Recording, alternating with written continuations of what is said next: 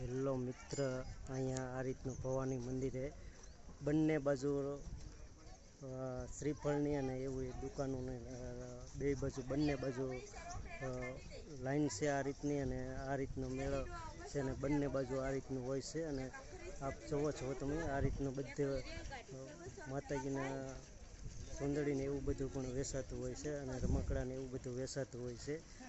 અને આ રીતનું બધું સુંદડીને શ્રીફળને એવું બધું વેચાતું હોય છે.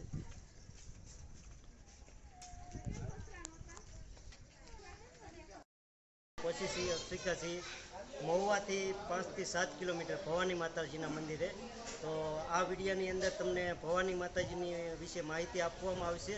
અને આ વિડીયો જો તમને ગમે તો તમામ ગ્રુપની અંદર શેર કરો, લાઈક કરો અને સબસ્ક્રાઈબર કરો, કે જેથી કરીને આવનાર સમયની અંદર અમારા જે વિડીયો છે આવા માહિતી એ તમને પહોંચાડતા રહે.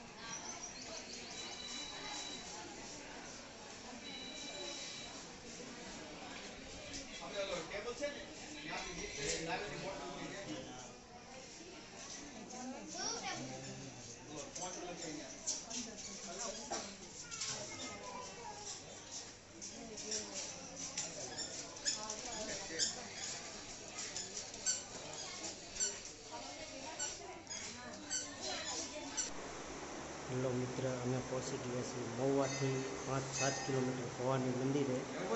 અને અહીંના પૂજારી છે એ તમને માહિતી આપશે કે આ ભવાની માતાજીના મંદિર વિશે માહિતી આપશે, તો આપ સાંભળો. જય ભવાની. આપણે ભવાની માતાના મંદિરને 5,500 વર્ષ થયા છે. શ્રી કૃષ્ણ ભગવાને રુક્ષ્મણીજીનું માતાજીનું હરણ અહીંથી કર્યું હતું, એવો ભવાની માતાના મંદિરનો ઇતિહાસ છે. માતાજીના 3 સ્વરૂપ બદલે સવાર, બપોર અને સાંજ. અને અહીંયા દર રવિવારે મેળા જેવું વાતાવરણ હોય છે.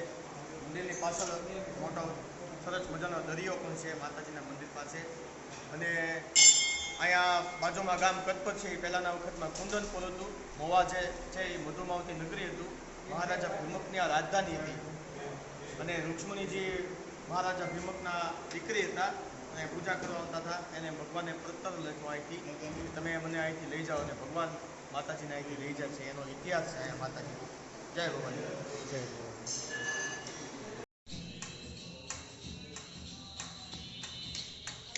જય ભવાનીમાં. અને અહીંયા લોકો આવીને આરતી ઉતારતા હોય છે. અને આસ્થાનું સ્થાન કેન્દ્ર એટલે ભવાનીમાં.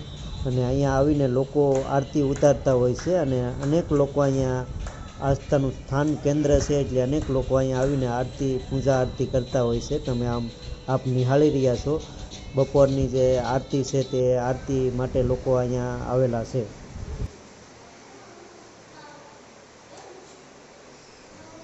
આપ જુઓ છો માતાજી આવી ગયા છે.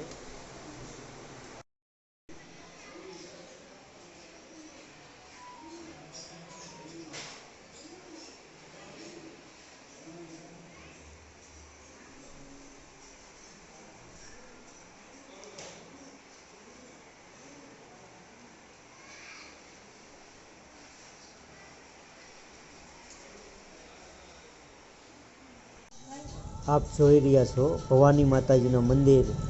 તો અહીંયા અનેક લોકો આવીને શ્રદ્ધા અને વિશ્વાસથી ભવાની માતાજીના મંદિરે આરતી ઉતારતા હોય છે. અને જેને શ્રદ્ધા અને વિશ્વાસ હોય તેને સાક્ષાત દર્શન માતાજી દેતા હોય છે. તો માતાજીના 3 રૂપ હોય છે: બાળ રૂપ, યુવાની અને ગઢપણ. 3 રૂપના જેને શ્રદ્ધા અને વિશ્વાસ હોય તેને 3 રૂપના દર્શન થતા હોય છે. તો લોકો આસ્થા અને વિશ્વાસથી અહીંયા આવીને દર્શન કરવા માટે અનેક લોકોની ભીડ હોય છે. તો આપ નિહાળી રહ્યા છો. જય ભવાનીમાં, જય ભવાનીમાં.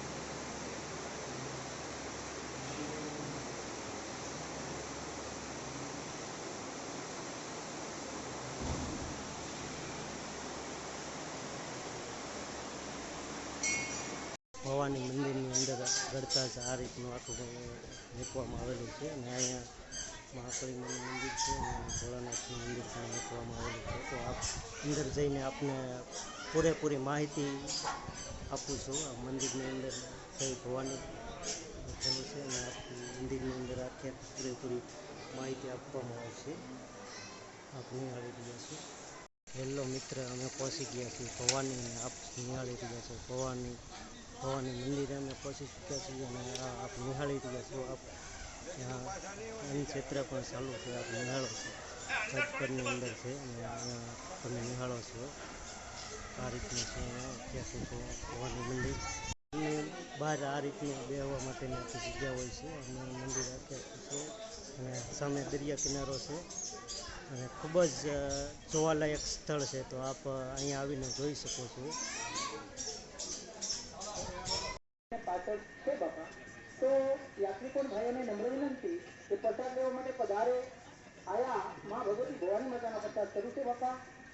અને જમ્યા પછી પોતપોતાની થાળી પોતે ધોવાની છે બાપા. અને કણાથી સાફ કરી અને ત્યાં નરે ધોઈ અને સ્ટેન્ડમાં મૂકવા નમ્ર વિનંતી. તમામ યાત્રિક ભાઈઓને આયા જમવાની સુવિધા છે બાપા. તો આવેલ યાત્રિક ભાઈઓને નમ્ર વિનંતી કે માતાજીનો પ્રસાદ લેવા માટે ભવાની માતાના મંદિરને પાછળ અન્ન ક્ષેત્ર ચાલે છે, ત્યાં બધા ખૂબ ખૂબ ધન્યવાદ.